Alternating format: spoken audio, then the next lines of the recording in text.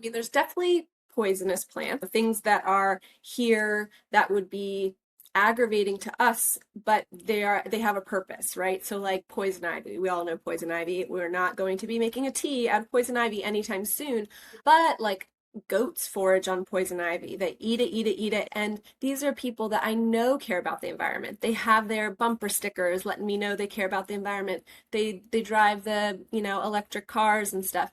And yet they're spraying their lawns with pesticides. The irony of a plant that's here to help support our liver, and then we're putting things that are hurting our liver on top of it is, yeah, challenging. Yeah, yeah, your herbal remedies could look really pretty on that shelf, but let's get them in you.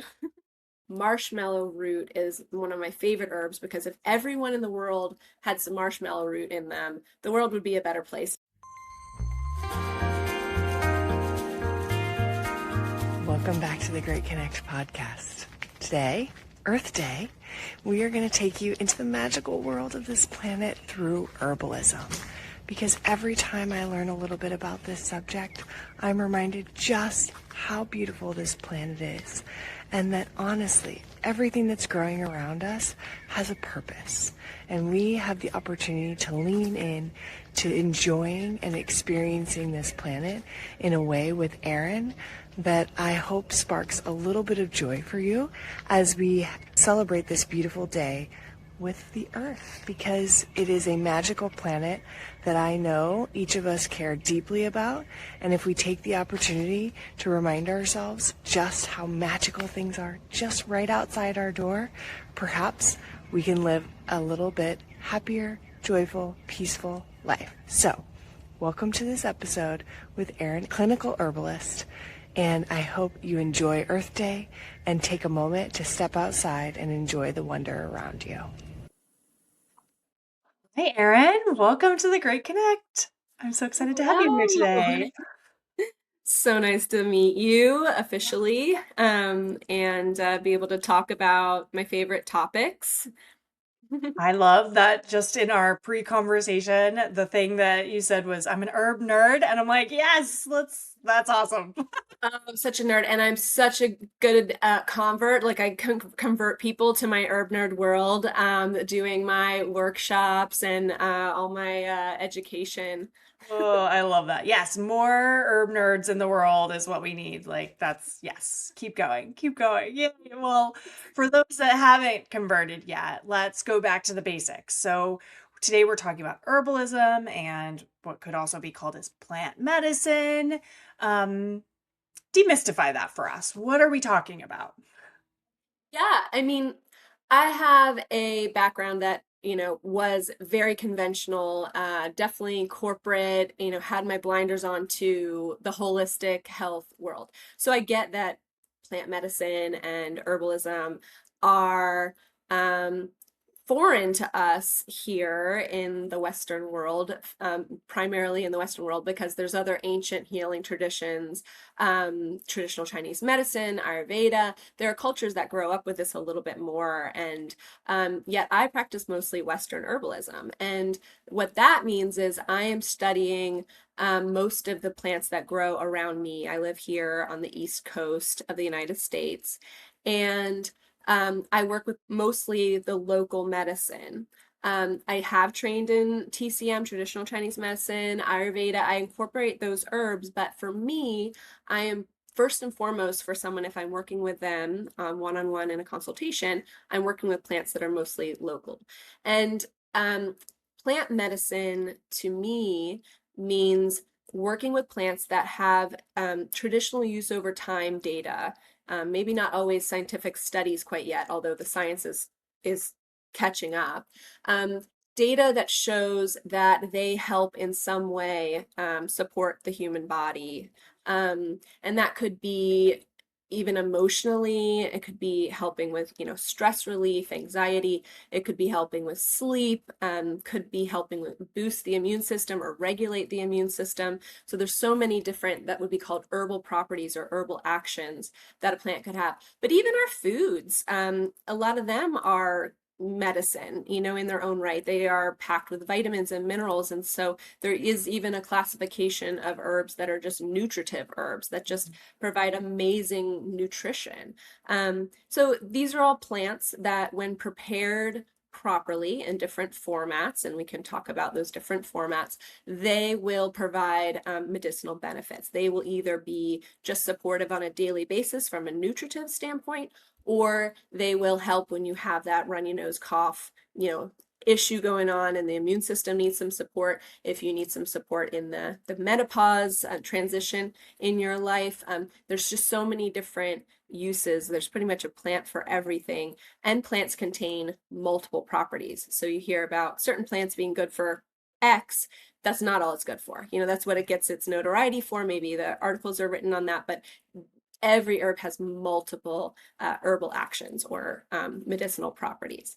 So I also use the word herb interchangeably. Like, herbs are anything that is studied to be a medicinal plant. So that could be your culinary herbs that you're used to. It could be mushrooms, medicinal mushrooms, could be things that you wouldn't even consider an herb, but they are a plant that has medicinal properties, whether that's coming from traditional use over time data, or if it's coming from actual scientific research that I mentioned is really catching up. It's really interesting. Always loving to see, especially with the medicinal mushrooms, what's going on in the science world. Yeah, absolutely. Okay, the first question that kind of comes up for me is, thank you for that definition, and that herbs is really just, what's around us. The first thought I have is like, is there anything that's not?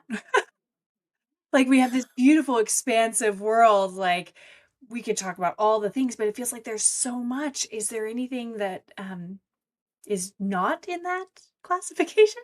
I mean, there's definitely poisonous plants, things that are here that would be aggravating to us, but they have a purpose, right? So like poison ivy, we all know poison ivy. We're not going to be making a tea out of poison ivy anytime soon. But like, goats forage on poison ivy. They eat it, eat it, eat it. It is so nutritious for them. Like, there is a purpose. Yeah. Beyond just goats, but it's not for us, Yeah. So there's plenty of herbs that or plants out there that you'll want to avoid.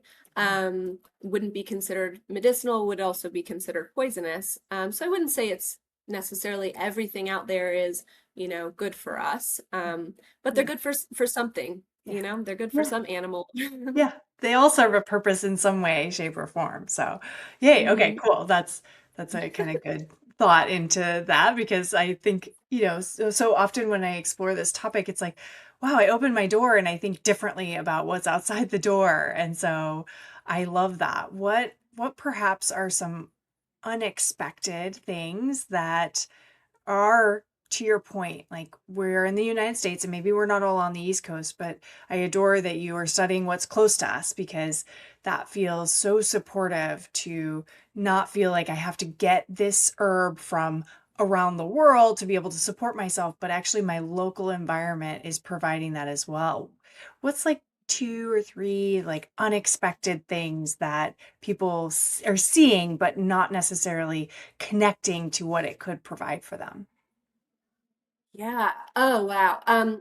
So definitely you want to be consuming the herbs that are growing close to you, but you also need to factor in your heritage too. So it wouldn't be, you know, it would also be healing to you if you have, a family history from a certain country. Those herbs actually would work well for your body too, Mhm. because you have Mhm. kind of a lineage that your body would be very accepting of those. So it's kind of twofold there. But let me think. I mean, it's springtime, just beginning springtime. And so dandelions, they are a nuisance. I know they're considered a weed, but they are absolutely one of the most nutritious. So we go back to those nutritive herbs, but then it has a bunch of medicinal properties. And so in herbalism, we use the flower, we use the leaves, and we use the root. Here in the springtime, you're getting the flower when it's the yellow flower, not the seed head part, but this when it's still the yellow flower. And then you're using the leaf in spring. In the fall, you could harvest the roots, and the root has a little bit different medicinal properties than the aerial parts, the parts that are above ground. And the parts that are above ground, one, the leaf and the flower are just full of nutrition, even iron, which is kind of hard to get from plants in a bioavailable way. So full of minerals, really supportive in a gentle way, like a cleansing way to the liver. And that's kind of what we need as we're shifting from winter to spring, is this like this gentle cleansing. I am not into huge detoxes or juice cleanses or anything intense like that. But our livers need some help, and just year round they do. But if you go back to traditional Chinese medicine, spring is the time to focus on the liver, and you've been eating heavier foods during the winter. Now it's like lighten the load. Let's clear some things out in spring cleaning, right? So yeah, dandelion is just one of those sneaky things that'll pop up in your yard. And this is an Earth Day special, so I have to say, make sure if you're harvesting dandelions that you're not also spraying your yard with pesticides. That's one of those out of sight, out of mind things for people. They hire their lawn care company, and they just hope that they mow the lawn and it looks nice and makes the neighbors happy. You're not having a yard full of weeds and stuff. But you definitely can't be harvesting from your front yard your dandelions if you're also spraying pesticides. And it's sad because I'll walk in my neighborhood. I live in just a normal neighborhood, and you'll see the little yellow signs in the front. And these are people that I know care about the environment. They have their bumper stickers letting me know they care about the environment. They drive the, electric cars and stuff.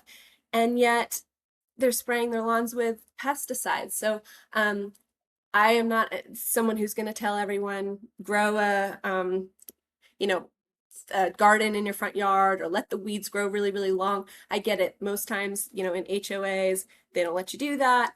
You don't want your house to be the eyesore of the neighborhood. I get it. But what you can do is not have your lawn care company spray the pesticides, and let the weeds like dandelion. You'll see probably some beautiful violet pop up. You'll see plantain. These are all medicinal plants. They're native. And you'll see them pop up, and you can keep them cut pretty low. You'll see clovers pop up, and the bees love clover. I have young kids. I do want a little bit of green space. It's not all grass, though. It looks to the passerby like it's grass. There's some grass in there, but it's mostly these smaller weeds that are not a nuisance. I'm not letting my whole yard go to dandelion seed heads. Yeah. Does not look like a meadow. It looks like absolutely like all my other neighbors' yards. But if you look closely, it's technically a lot of mixture of weeds. Yeah. And that's okay, right? We don't want to be the eyesore, but we also don't need to be contributing to the problem. So I Mhm. just mentioned that because, gosh, you take a walk around a neighborhood these days and you see all the little signs that they got their lawn sprayed. And it just makes me sad because we talk about dandelion and the root too. The root is especially wonderful for the liver. It's coming here to heal us, and yet we're spraying something that's very toxic for the liver. Mhm. And why I do work with so many clients where the liver is a focus, because we are getting more and more sluggish livers, fatty liver disease, non-alcoholic fatty liver disease.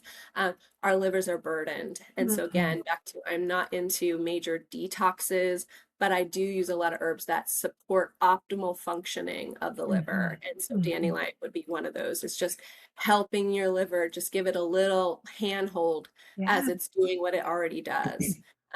So yeah, so Yeah. you can even make a salad with the greens and the leaves of dandelion. The root you would want to again dig up in the fall, but that can be made into a lovely tea, and the root has a little stronger liver support. Okay.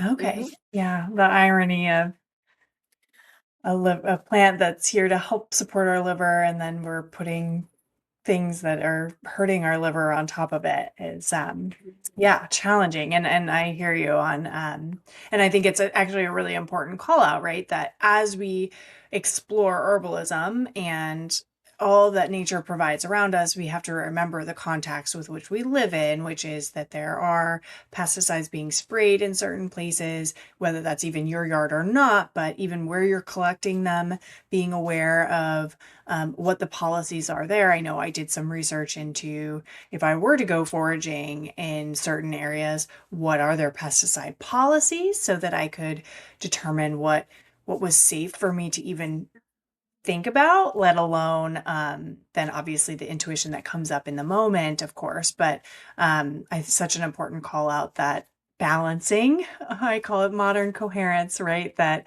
yes, we may want to bring in all these beautiful practices, and we live in the modern world and we can't just close the door to the fact that these things exist. So thank you for bringing that into this conversation. Yeah, and thank you for mentioning that about foraging. Definitely, you can look up a park or a wild area online to see if they are spraying. Usually, they are spraying pesticides for invasive plants Mhm. to control the invasive plant population. But it makes foraging much harder, and you also have to make sure it's a place you can legally be, picking things. Yeah. But in those places, even they're still so uh, spraying. So I often will ask local regenerative and organic farmers because they also have usually some forested space or they have weeds popping up. They love you to pick their weeds. Like the And they dandelions. Yeah. spraying, they have a large enough area usually that even if the neighbors are spraying, that it's not coming into contact with what they're doing on the farm. So I do work with a lot of farms, not just to ask, hey, can I, pick the leaves off of your peach trees, because peach leaves are awesome, and kind of pick from what they're already growing that they're not using. Mhm. So if they're growing raspberries, we use the raspberry leaf or the blackberry leaf in herbalism. So you can be kind of foraging off of things they're actually cultivating, like even herbs that are culinary herbs or have medicinal properties. They are definitely medicine. But then, yeah, they have some wilder areas where they might have trees I could use some medicine from. They might have some plants growing on the forest floor. So I am working with a lot of farms to have them to have some space where they're purposely growing some medicinal plants as well. Wow. That's such what a great tip and idea that one, it helps us learn our local community even more. And then two, that it's just that collaborativeness, right? That you might be building something and instead of discarding what you don't need, there's more potential to be had there. And I can only imagine that so many of those places are very receptive to that because it would be in their line of thinking too. That's great. Yeah. Awesome. They love growing when I come in and teach them about what they could grow in addition to what they're already growing that I mentioned, what they could be growing that's medicinal. And then we can harvest together. We can give them more products, more things to grow. Hey, my main mission in doing what I do is to support people's health, support the health of the planet, but also support local farms that are growing right. Because if we lose them, we really lose our good food. And so if we can get them trained up on growing medicinal plants, then I am really excited about that. Yeah, and I love that idea of giving them other products essentially that, oh, hey, you could be taking the leaves and enabling maybe they have a store or however they're supporting themselves and they can sell teas or whatever that looks like. That's really cool. Add extra levels for them too. Amazing. You do amazing work. Um, let's take that step for just 1 second and say like, okay, what are all the, let's call them outputs, right? Like, what are the different ways that I can take herbs and move them into something that I'm using? What are kind of the core ones that we would think about? Yeah, different formats. Yeah. I like to get creative with this. So when I am teaching a class or working with someone one-on-one, I want to know, what are you already doing? So are you already making coffee? Can we get some herbs in there?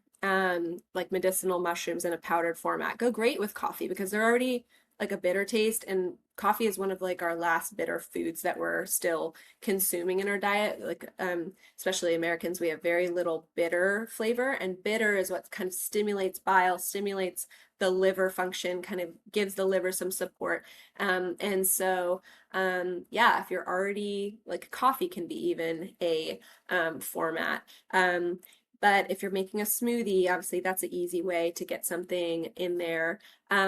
I like to teach rituals. And so when I teach a herbal tea making class, because tea is a very common way people understand tea, people know tea, and so that's a great herbal format. But I teach them how to make a ritual of it, and I actually teach how to make herbal tea in a French press instead of tea bags. Back to being Earth Day friendly, I want to talk about tea and tea bags really quick. The tea bags usually contain plastic. And so when we're putting our tea bag into our teacup and then putting our hot water over it, you're now having a source of plastic in your tea. So make sure you're looking for organic herbs for sure, you know, support those organic farms that are growing or foraging the plants, but then also tea bags that are made of natural materials if you're going to go the tea bag route. But I love making it in a French press that is dedicated to your tea, that you're not also interchangeably using for coffee. That might just make it have a lot of coffee flavor. So I just like my own French press for tea, and then I teach in classes how to use the French press and make a tea that has all of the medicine that you're gonna extract out of your herbs. So tea bags don't also allow as much of the benefits of the herbs to be extracted. So tea is a wonderful medium, and we can really make a lot of ritual out of that, of, you know, making the tea at a specific time that works for you in the day. There's also tinctures. Tinctures are a way to extract the medicinal properties of a plant through alcohol. And when you're taking a tincture, you're really having just 1 or 2 drops of alcohol. I mean, it's really less than a sip per serving. It's just a way to, one, preserve the plants for a very long time. And there's certain things that can come out, certain properties of a plant, medicinal properties that can come out in alcohol that may not come out in a water extraction like tea. So sometimes you even might be taking the same medicinal plant in a tea and then also as a tincture to make sure you're getting the different properties that you might want. And some herbs just extract better in a certain medium. So some are like, you definitely need to make this as tea, and that's going to be very supportive, especially things for the digestive tract. You really want the tea to touch the digestive tract. A tincture will kind of go straight to the bloodstream, be faster acting, be more stronger. So you also might want that. Then there's capsules, and if you're going to do a capsule, make sure it's an extract within the capsule, not just the powdered herb in a capsule. And capsules I will, you know, advise for people if you have a gut health issue, a digestive issue, weak digestion, capsules aren't the way to go. You have to make sure your body is able to break those down in the right timing to have the medicine be released at the right time in the digestive process, and that's not always maybe the best pick for someone with the weaker digestion. So I would opt for other formats for someone like that. So there's also topical herbs, you know, if you have something going on topically, the herbs in various like skincare type formats. I could go on and on about different herbal formats, but primarily they're made we prepare herbs in different formats because we're trying to extract the different constituents of a plant in the best way that it's known to do that. And also trying to match the person to the best way that herbal remedy can fit into their lifestyle already. So if they're a busy person and they're not going to slow down and they just need to keep that tincture in their purse as they're moving about their day, and that can definitely be the way they get it into them, then let's do it. So that's what I'm trying to do, is I'm making sure that herbs are in their best format to get the most medicine. And then I'm also making sure that it can just get into that person so that they do what they do best. Yeah, because the right application, if it doesn't ever get there, is not the right application, right? Like, Yeah, yeah, your herbal remedies could look really pretty on that shelf, but let's get them in you. oh, that hits, Erin. I definitely know that from my own experience in navigating this world of, man, I'm currently doing something and I need to take a certain pill at after lunchtime and something else before 4 o'clock and something else after dinner time, before I eat again. And it's like, oof, getting it into that schedule is just like, man, I cannot remember that thing before 4 o'clock. Why can't I remember it between 2 and 4? I don't know, but so I'm like, it's gonna take me a couple weeks to like get into this routine. So I love finding that best application possible, but also how are we incorporating it? That's such an important part. Awesome. Yeah, and it can be overwhelming. I mean, as you're navigating how to fit this all in to your existing routine, um, any sort of natural healing can be a little overwhelming at first. You're learning something new, it's disrupting your rhythm a little bit. I get it. That's why sometimes I'll give the same herb as I mentioned in two different formats. Because it's like, oh, you're gonna definitely make your smoothie, so then put this into your smoothie. But like, oh, you forgot your smoothie that day or you're rushing out of the house, then take it in this format, take it in your tincture or your powder that could be mixed into your yogurt snack in the afternoon, something like Yeah. that. Yeah, love that. Love that. Okay, so obviously we learned some of these things about how to be a human through our own life experience. So how did you get into herbalism? Kind of what led you to this path? Because I can feel very much how you support others is from learning how to incorporate this into your life as well. Really understanding those that are passionate about wanting to improve their health and also still live in this modern world. So share a little bit about how this happened for you. Yeah, I think that's how most people in the holistic world have gotten into this, is they had a past that was completely different, and then you got kind of forced to learn the more natural ways of health. So for me, I had chronic illness for 20 years, and it started in childhood. And my parents did the best they could do. They took me to the top doctors, right? They had me with a neurologist for my neurology symptoms. I had a gastroenterologist. I had a cardiologist. I had a rheumatologist. I had, you name it. Every doctor had a piece of my body, and they were doing their best. They each had me on a prescription. So I would take a handful of pharmaceuticals every day. And this was 20 years. And the people that knew me during those 20 years, they probably thought I was just normal run of the mill. You wouldn't have known what was going on behind the scenes. I was very private about the pain, the chronic pain I was in, the stress of just constant testing to figure out what was going on. I would get diagnoses here and there, but for the most part, it was a mystery why I would constantly have episodes that were very, very painful, horrible migraines that with stomach pain at the same time. That was just the same pain level, and I would just be writhing in pain. And then on a day-to-day basis, just being in pain was normal to me.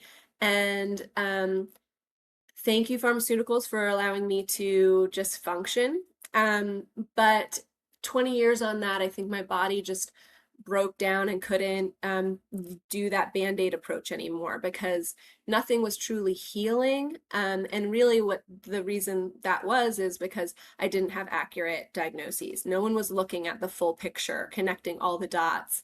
And so um, I got to a point after college I was on disability, and that allowed me to graduate and all that. But in my young adulthood, I was working in consulting. I was an IT strategy consultant, did even some sustainability consulting in real estate, how to build LEED certified buildings and stuff like that. I was very much in a stressful career track, very type A, and very conventionally minded, and still dealing with these health issues in my young adulthood, just trying to keep myself taped together and show up every day. And eventually my health crashed to the point where I couldn't work anymore. I had to go live with my parents. I could barely walk. My joint pain was so bad. I had rheumatoid arthritis and, walking around with hands that were like this, and had developed multiple autoimmune diseases. And one of them was a pancreatic autoimmune disease that kept landing me into the hospital with pancreatic, what is it? Ah, I'll remember the name in a second. But anyway, I was a mess and decided that I had to go a different route than I had been in the past. So I looked up an integrative medicine doctor. I don't even know how I even came across that was a thing because I had been so conventional in my approach before. But he was an MD, and I was able to choose with him if I wanted to work with pharmaceuticals still or if I wanted to go a more natural approach. And I thought I need to do something different. Literally not able to work. I'm barely able to walk, and I had a hard time keeping food down with some of my pancreatic issues. And so I chose to go the more natural route. He was able to connect all the dots and diagnose me with Lyme disease, which must have been me getting bit by a tick when I was a young kid. No one really noticing any symptoms at the time, and then it just got so much worse over time. It had gone to my brain, it had gone to my heart, it had gone to my immune system. It was a complete mess. So therefore, the autoimmune diseases, and of course, my joints were, and the rheumatoid arthritis I was dealing with, plus Lyme, made it so painful to move. And so he prescribed these weird herbs, homeopathic medicines. I changed my whole diet and learned a lot about nutrition. I was taking supplements to fill in some gaps of some major nutritional issues, and really got well faster than I should have, considering how sick I was for so long. And when I say fast, I mean it still was a year and a half to get to where I was able to work again and stuff. But that was pretty fast considering, yeah. So that just opened my eyes. I was like, if people can heal using, and I didn't take any antibiotics or anything like that. If people can heal from this, I need to tell people about it. So while I was even healing, I started self-studying herbs and looking up all the homeopathics I was on and reading all the books, and felt like it was my job while I couldn't actually work. And then when I could start getting out into the world again, I went to herbal medicine school. And then I stayed in, so after years of studying in the school, you can be part of the clinic. And so you can see clients with a group of other herbalists that are studying to be clinical herbalists. So after doing that, then I also worked with other mentors where I was studying under them and did a lot of online programs to specialize in certain areas. So just kept tacking on more education and studied nutrition, and I just was like, I need to tell the world about this. So I, of course, couldn't go back to consulting, and that is what got me to be a clinical herbalist. Oh, Erin, wow. Wow. Oh, wow. What a story. And thank you for sharing that with us first. And um, I mean, to say that it can happen in a year or two when it's been decades of working, researching, trying, changing, testing, all that, like that feels really fast to me. That feels like a fast turnaround. That's really inspiring. Yeah, it'll be different for everyone, of course, but I have to also mention I incorporated, like when I saw some relief, I started incorporating whatever I could. So I found an acupuncturist. I, did massage for, getting things moving, getting the lymphatic system moving again.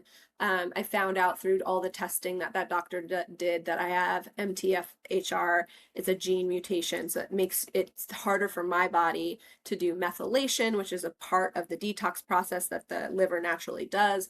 And my body needs support with that. And so I learned to support that with herbs, and just learned how to use this body better and support it better. I also worked with a mind body practitioner. I credit her for helping me get out of a sick mindset to a well person mindset. I had all these strategies just to kind of live life and function being in chronic pain. And I now am able to kind of make sure that I don't resort back to that state, because your mind can bring you right back to that state, even if you've worked on the physical healing of the body. So, worked through a lot of the emotional roots, if you want to say, to some of those health issues. Yeah, well, that's holistic health, right? That so often we disconnect what's happening physically from the mental, the emotional, the social impacts, even of um, what's happening physically. And it's really important to kind of wrap those together to actually make the shift that you're looking to make. So thank you for sharing those, because I really believe that work is just as important. To step into the healthy mindset, right? Like, yeah, yeah, Mm-hmm. beautiful. So you had a intense and serious experience moving into this, and it's created this beautiful new offering that you have for the world. If people are in the beginner stage of maybe it's severe, maybe it's not severe, but what do you kind of recommend for beginners that are curious about what the potential is of bringing herbs into their life to support their body, to move better, to live better, to feel better? Where do you recommend beginners begin? Yeah. So take it in small doses. And I mean that from, experimenting with herbs, but also just as in your learning. So, um, explore your yard, as we were talking about. We all can look up things in our plant identification books. So just be cautious when you're backyard foraging or going to your local farms, as I mentioned. But I also think that working in like small doses of classes. So I teach a lot of workshops. I'm going to be releasing a lot of public online ones. I work a lot with companies because I want to talk to that old corporate Erin who was just stuck in the grind and had blinders on to how to kind of support my health and well-being. So I like to teach a lot of corporate classes. So if you have a company and want to encourage them to do something fun, team building wise, I do them virtually. I mail people kits with all the herbs they need. So you're actually like, it's interactive, it's fun. And make sure you don't get to burnout at work. So if it's something you want to encourage your company to do, to look into team building classes where we're doing fun stuff with herbs, we're infusing chocolate with herbs, we're doing an herbal tea tasting, set up like a wine tasting, and then learning how to blend our own tea. So you can do baby steps. You don't have to go to herbal school. There's also a lot of wonderful online programs where you can just take a class on like an area of interest. If you're dealing with menopause symptoms, just focus there and you can take some classes. You could also work one-on-one with an herbalist and they can really handhold you.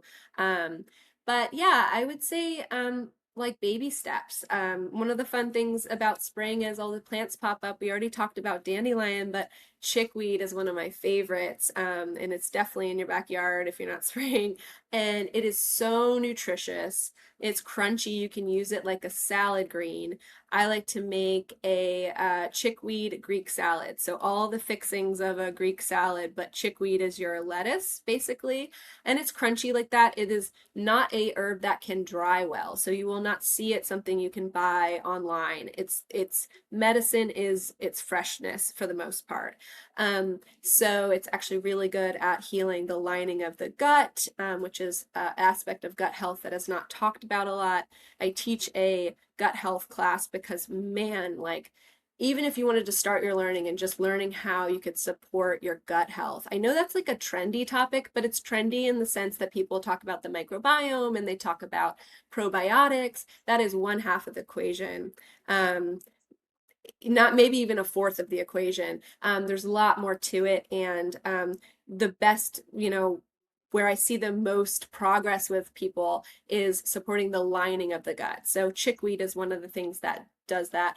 Marshmallow root is one of my favorite herbs because if everyone in the world had some marshmallow root in them, the world would be a better place. Just health wise, it is focused on, it has lots of benefits, also minerals and stuff like that. But one of the main reasons I use marshmallow root is to heal that mucosal lining of the gut, the tight junctions of the gut, which is really getting aggravated with our modern diets, with the environmental pollutions we can't avoid.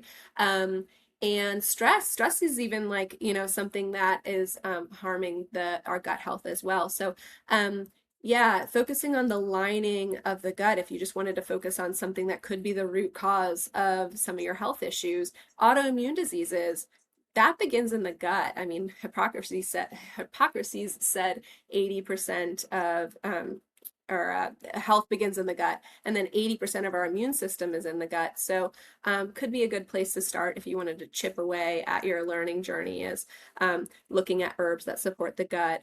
Marshmallow root is a native plant in my area, so you do need to dig up the root, so you need to be making sure you're doing that at a place like we mentioned that you're allowed to do that. But we can get farmers growing some marshmallow root. It could be part of their CSA program. And, let's use it as food as medicine. Let's use it as actual medicine. Yeah. But yeah, if you needed a place to start that could make the most improvement in your health, I would say for most people that would be starting with the healing the lining of the gut. Yeah. I thank you for highlighting kind of, even if we generally feel healthy, we're not sick today, like, we've got a lot probably still going on in our life and our body and in our environment that could use that support. And so those are great examples of how to incorporate something that maybe you want to learn about, but there isn't like an urgent need, must get into this, must understand all the things. Instead, how do I just start to incorporate some things into my daily life that would be supportive in general? And that feels like a great place to start. Can I plant marshmallow root in my garden? So marshmallow root really likes damp soil. So if you were to find it in nature, it's going to be near your creek beds. It's going to be where it's kind of murky, swampy, but you could definitely plant it as long as you're watering well, or if it's an area of your property where kind of water flows to and like it's a little bit more damp and stays that way, that's like the perfect place to plant it. Or if you have, any sort of water source on your property. But yeah, just keeping it in a garden bed where that one's getting a lot more water than the average veggies in your garden, then that'll work out fine. Okay. Okay, good. Right? We can try. And I should also mention you can use the aerial parts of marshmallow root. It's a little less medicinally potent, but it has beautiful flowers and it has leaves, and you can totally use those as tea until you're ready to harvest the root. Oh, cool. And also like beautiful flowers. Like who doesn't want to Yeah. have beautiful flowers in our yard and in our garden? Mhm. Yay. Okay. And I want to go back to the chickweed because I'm like, what does obviously I can Google it. And it kind of just opens the door for like, what are good resources to figure out like what plants are the actual plant versus whatever happens to be growing in my yard. And chickweed feels like one of those that I'm like, I can't place that one. Like where do I go to figure that out? Yeah, there are wonderful apps out there. I won't name any of them, but you can just look at like a plant identification app. Some you have to pay for, some are free to a certain extent. I know that you can, Google pictures and see what things look like. Um, since there's not too much growing right now and chickweed is one of the first to show up in spring, you have less to worry about in terms of misidentification, but definitely, if you can look at even like a guidebook where it's of your native plants in your region, but it will be light green, like the lighter green, and it grow in like a almost looking like a big lettuce head, but the single stalks of it don't look like a lettuce leaf. They're more eventually it will turn into a little flower, but you want to get it before it has a little flower on it. And they look like almost like arugula, I guess, if I were to say like each individual frond. But yeah, it's pretty easy to spot. It might be growing in your garden bed, and it can tell you that the soil is healthy. And like a lot of weeds will tell you what is going on in your soil. And if you have chickweed, you have pretty good soil. Dandelion will show up where your soil is not so great, and it is there to improve the soil. It actually is infusing minerals and healing the land and stuff like that. So different weeds showing up different places will show you what might be going on in your soil. It also might be just the right sun shade conditions for that native. But Yeah. and I'm talking about native plants. Sometimes there are noxious weeds that are not native to here, and you do want to get rid of them, not in a pesticide way, but just pull them. Yeah. Just remove them. That's well. Yeah. Yeah, yeah, exactly. Amazing. Okay. Um, wow, we've covered a lot of ground today. I would love to do like a little bit of just a fun segment of, there's lots of things to explore. You took us into the first beginning stages of this, so thank you for that. And could we do a little bit of a like speed round? If somebody was working on this, what plants would we look to? Certainly there's a lot to explore, understand about how we're going to bring them into our body and incorporate them, but what's the plant that kind of has the PR team for that stressor? Yes. Okay, let's see. What would you recommend? Okay, this is for all of us. We've had a stressful day. What are you reaching for? All right. So yeah, like stressful day, crazy monkey mind, that maybe is prohibiting you from just kind of like taking the edge off and stuff. Um, Skullcap is a good one. That's a weird name, I know. It's in the mint family. It's nothing to be scared of. It's probably going to be found in your local forest. You for this one, just plant identification wise and stuff, you might just order from a herb farm the skullcap. It's not the tastiest of teas, but if put in, I like even maple syrup in my tea, not just honey, but like if you need another fun sweetener option, real maple syrup. But you can find skullcap in a tincture format, especially if that stressful day has you kind of like near burnout, you're really, really needing to reach for something. It can go as far as helping with anxiety. There's a, spectrum there. If you had it just as a tea, it's relaxing. It is relaxing beyond a chamomile level, so it's definitely more relaxing than chamomile would be. But tincture, if the taste of the herb in a tea, which for that herb I would blend it with other relaxing herbs, and benefit right away with that guy with skullcap. Yay. Love that. Love Mhm. that. Okay. So, these often hook together, but what if we're having trouble sleeping? Yeah, I mean, sleep is so multifaceted. If you're someone who is waking up in the night, like you're fine falling asleep initially, but you wake up in the night, and that can be for a variety of reasons. Sometimes that is liver health, you know, indicating to me you need help with your liver. That is sometimes indicating to me that hormones are, all awry and waking you up, in the menopause years. That can be a symptom for sure. So if you're waking in the night, the format you would want would be in a tincture format because that can be right on your bedside table. And I would probably use a blend. A lot of times we're using a blend of herbs, but valerian root would often be in that blend. It's valerian root, and we're using the root of the plant, obviously. Um, yeah, that's a good one. It is a natural sedative, but it won't leave you groggy. Like, some over-the-counter medicines and stuff will. You can take it in the middle of the night, or if you need to wake up 2 hours later, and it will put you right back to sleep. Tincture format again goes right to the bloodstream, so it's fast acting. And for someone who having trouble before bed, I would still go to you could still use it before bed, valerian root in tincture format, but you might want to work on like having a routine, a ritual, and that would be for me a tea. Tulsi basil is a lovely one. Tulsi basil, if I'm doing it as a tea to help someone relax from the day, take the edge off, and ease into eventually sleep. Having a ritual around tea time at night, not too close to bedtime, about 2 hours before you want to actually hit the pillow. I would have a Tulsi basil tea, And that Tulsi is also known as holy basil. It is an adaptogen, and it will provide immediate relaxing vibes, but it's one of those things as an adaptogen that's also working on root cause at the same time. And I'm always trying to like avoid band-aid approach, because some people can work with herbs and truly see them as one for one. Okay, this does that, and you just kind of can use them in a band-aid way, but what we want to use them for is getting to the root cause.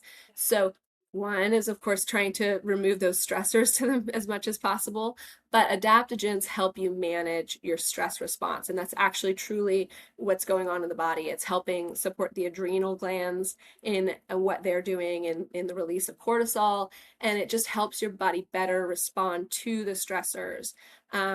And over time, like adaptogens really do take some time to address root cause. And so healing the adrenals, healing the whole stress response in the body, that can take a few months. But that nightly ritual of tea, in about 3 months' time, you'll notice you are responding to stress differently. Stressors are still there, most likely, but it's rolling off your back. It's something that you can kind of say, okay, I can handle this, and take it one step at a time. Beautiful. Expanded capacity. Love that. We could all use a little expansion while not ignoring what's happening, and how to make those shifts. That's awesome. Okay, so let's flip to the other side, because this is also, I feel like, very connected. And I love what you're saying. Like, this isn't just about like popping a pill to be able to solve the in the moment problem. Yes, we want to gain a little bit of relief, but how are we working towards recalibrating ourselves for the long term? So let's talk energy and low energy, and how are we supporting ourselves to move to higher levels of energy? Yeah, I love how you said that. How are we really working to address root cause to overall recalibrate ourselves? I love that. And that's always what I'm doing, is like the herb usually will provide immediate relief to kind of give you that ability to just kind of say, okay, I got this. I can keep doing this. I can stick with it. But if you do stick with it, especially what I was just mentioning, the adaptogens, then you get that ultimate healing. You won't eventually need that adaptogen. And that's kind of the goal of herbs, is like, yes, use them for as a crutch to fill in some gaps in the meantime. Use them then to also be addressing root cause, and then eventually don't need that particular herb. Maybe you move on to a different health issue. Maybe you want to just use herbs nutritively.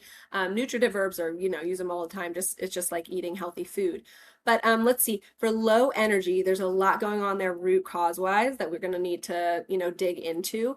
But eleuthero, you would use the root of it. It is also in the adaptogen family. So it has a variety of benefits. So it's also immunomodulating. It's great for us people that have the autoimmune issues, not boosting the immune system, but modulating it, getting it back to being on track, not overreactive.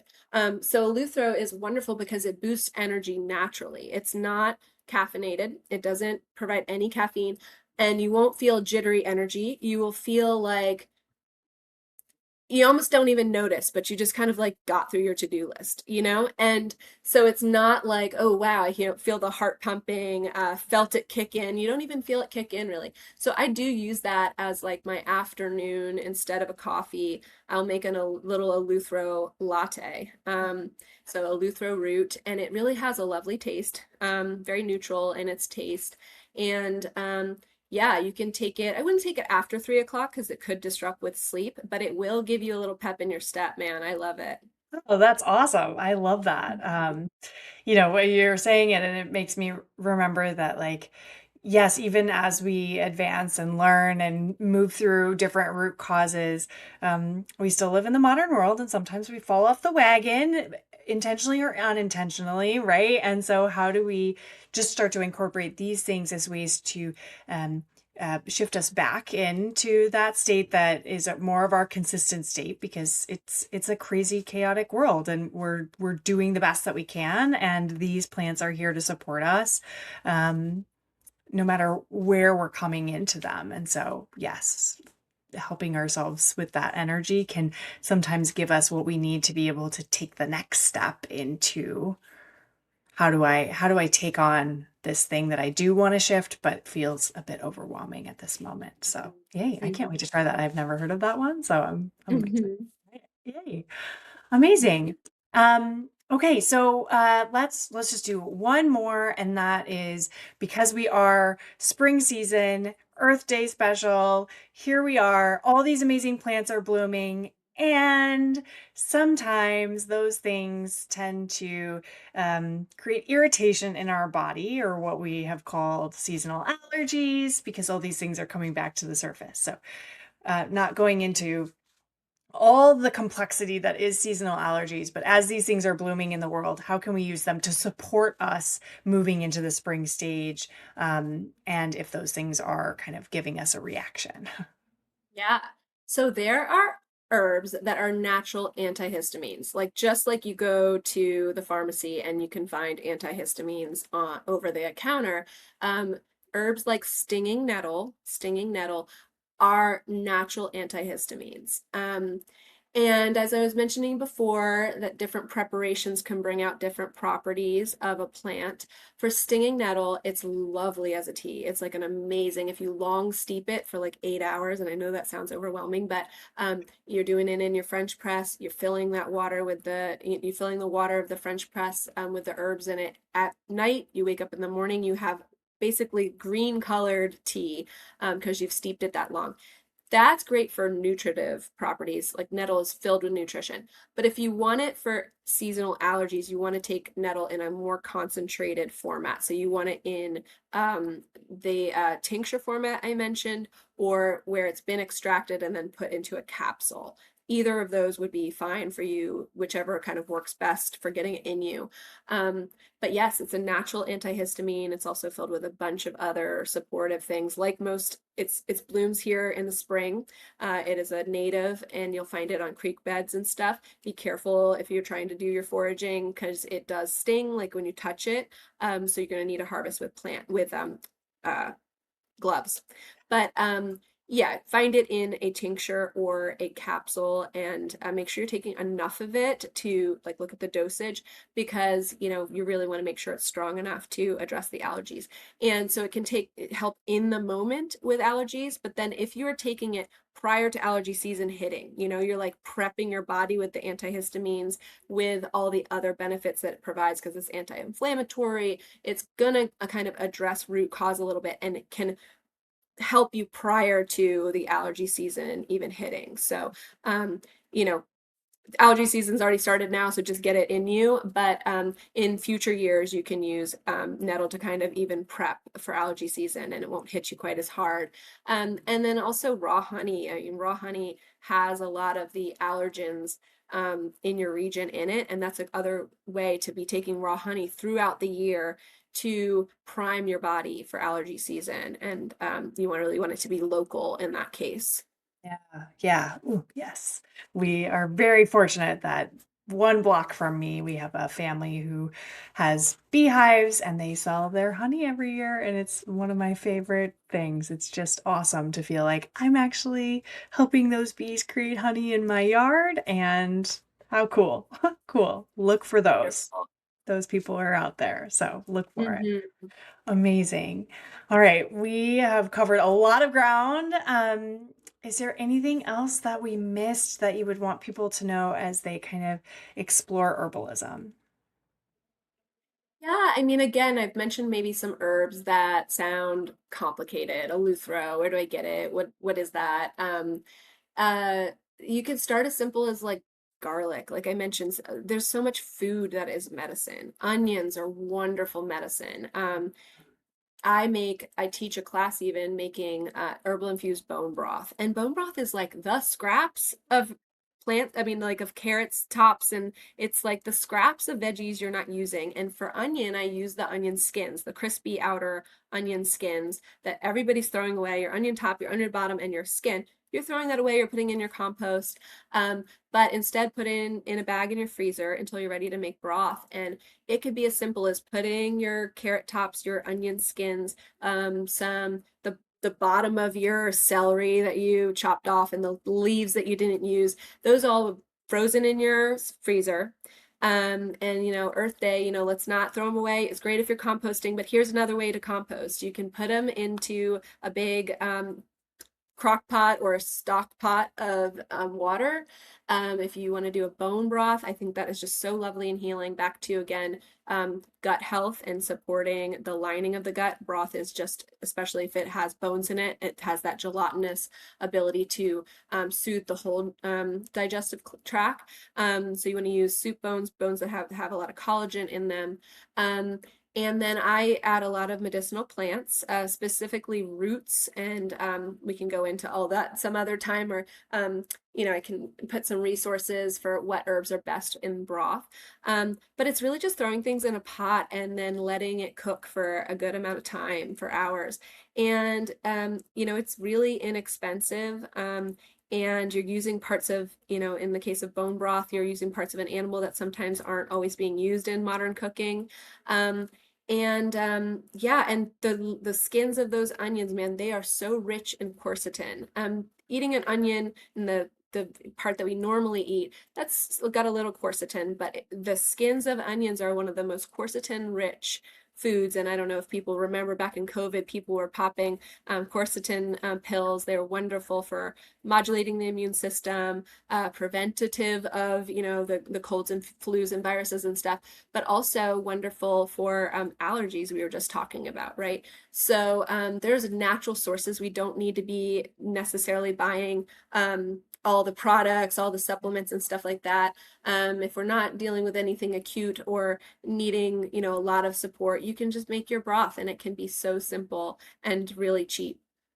Love that. I love that. And so sustainable as far as using the things that we already have, not just discarding them and bringing that into your routine as well. I love that. Amazing. Yes. I mean, we could have probably a whole episode on immune support and how do we move through that. And maybe that'll be enter into fall and winter of next year that will give us another foray into this. So as we change the seasons again.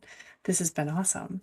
Erin, if anybody wants to connect with you, learn more, take one of your workshops, or bring you to their company, how do they reach out to you and find you? Yeah, so I have two companies. My company that I've been operating forever is called Where the Good Grows, and that is exactly how to find me on Instagram at Where the Good Grows. I used to teach a lot of corporate workshops for that. Instead, I now partnered with a acupuncturist, nature educator, woman extraordinaire. Her name's Laura Rose, and we have a company called Forest and Flora Wellness. Forest Flora Wellness on Instagram, and that is forestflorawellness.com. And that is the company that I focus doing the corporate workshops with. And she's able to infuse yoga and meditation and forest bathing and all her TCM knowledge related to acupuncture, and I come at it from the fun herbalism classes and nutrition and healing in that way, and we just make it so fun and relevant. And they could just be like a lunch hour, and we can do them virtually, again sending the herbal kits and making them interactive. So we could do them virtually, or we do offsite, get your company offsite into a retreat, and often we do those at local farms to again support the farms, get people out to a farm, realize, hey, I can actually come here, join the CSA, get a little closer to where my food is being grown. So it's multifaceted in that way. So Forest Flora Wellness is the corporate workshops, and I love working with the corporate crew and seeing the aha moments and helping them with the crazy stress that is working these days. And then Where the Good Grows is where I do a lot of public workshops. I do public workshops virtually as well. So I'm going to announce my schedule for the spring, working in person at farm venues usually, and then working online and doing fun things like the bone broth class, herbal infused bone broth, a chocolate making class, just like fun ways to dip your toe in. I don't really work one-on-one with clients as much these days with 3 young kids at home, but I do, by referral from other practitioners, work one-on-one with people, so limited in that capacity, but I can custom formulate herbal products for people. So I have a form on my website to be able to just tell me what's going on with you, and I can provide some recommendations and formulate if needed. So That's Oh my goodness. the best I way mean, to reach me. that's that's a lot that you're doing with 3 young kids in general. So yes, yes. But I can feel the passion from you as you offer this to others. And yes, we will of course drop everything in the notes and the description for the episode so that people can click straight to your website and follow you on Instagram as well. Thank you, Erin, for being here and sharing all of your wisdom with us, or at least a smidge of your wisdom. I know it's far beyond what we tapped into today, but thank you for bringing us into this space. It's Thank really you, and thank you for all that you're doing to connect people to practitioners that can support them because it can feel so scary, lonely, overwhelming when you're in the thick of it, when you're sick. I've been there, and finding those supportive resources, especially in the midst of overwhelm, can just feel so heavy and you just feel lost. So, thank you for helping people kind of get access to those resources easily and know that they can be trusted. thank you so much. I appreciate that. It's a personal passion as well. So I appreciate connecting with you and feeling that from you as well, and bringing one of those resources right here to everyone in a more accessible format. So thank you for being here today, and I look forward to maybe another seasonal foray into herbalism with you in the future. So thank you. You're welcome. All right, and for everybody that's tuning in today, this is the Great Connect. Thank you. We'll see you next time.